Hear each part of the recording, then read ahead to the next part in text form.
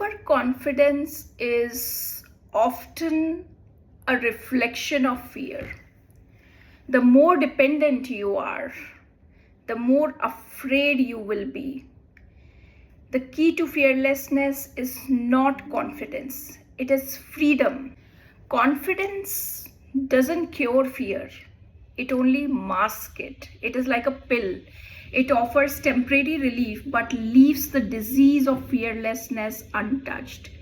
Fear remains silently breeding underneath. So don't medicate the fear. Understand your fears very, very meticulously. Fearlessness isn't about standing tall with clenched fist, about not needing to stand tall for anyone. When there is nothing to lose, what is there to fear? As long as your mind values what it gets from the world, approval, validation, identity, you will always remain afraid. When the world lives inside you, it controls you. And when it controls you, it haunts you, isn't it? You don't fear people or situations. You fear the damage they might do to your self-image or your sense of worth. That is dependency. The more occupied you are with others, the more you are dependent on this thought, what they will say, what they might take, the more hollow you become within. Fear is not weakness. It is actually signifying that your inner space is cluttered and you should do something about it.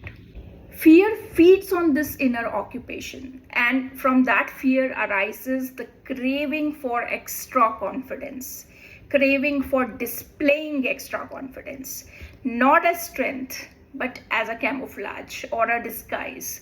The more afraid you are, the more confident you may try to appear. But appearance isn't peace, isn't it? Performance is not the freedom. Confidence is not the opposite of fear. Rather, it is the accompanying shadow of fear. So don't ask how to gain confidence. Ask why do I even need it? I am worthy in my own natural way, right? I am flowing organically like a river. Go with the flow. When your insides are clean, when your mind is no longer a dumping ground for the world's expectations, you don't crave extra confidence. You don't need it. Your inner space must be untouched by any praise or blame. That will instill real confidence in you. Then there has to be silence, clarity, and purity.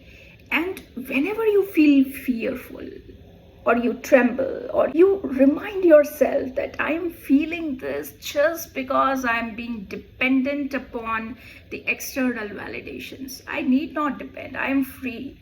All fear arises from dependency. Don't use shallow confidence to fight your deep fear. Use fear to spot dependency. That is the beginning to end the ignorance of fear. Confidence is not the absence of fear, but the belief that you will be okay regardless of the outcome. Few things to overcome that dependency which creates fear. You can try few things like reframe your failure as feedback. Shift your perspective from failure to list setbacks and the specific lessons learned from each.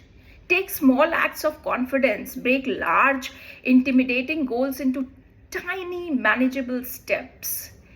Practice fear setting. Clearly define the worst case scenario and ask yourself, then what? Often reveals that setbacks are survivable and manageable, and your risk-taking capacity in a wise way enhances. Adopt a beginner's mindset. Give yourself that permission to be imperfect when starting something new. Focus on effort, not results. Success is within your control when you define it by your level of preparation and persistence rather than the external outcome. Don't use confidence as a mask, but freedom from attachment and dependency. That is the real game changer. When you are not clenched on outcomes, fear loses its grip. So fear isn't about external threats, it's about internal clutter. Confidence can be a disguise, but genuine freedom, it comes from within. When your inner space is clear, you don't need external validation or confidence. Don't medicate your fear, understand it and then act upon it. So the key to fearlessness is not any extra confidence. So make your inner space very clear. Don't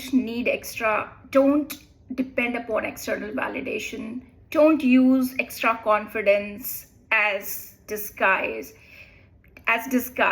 but focus on achieving a genuine freedom which comes from within. All the best. Take care. Stay blessed.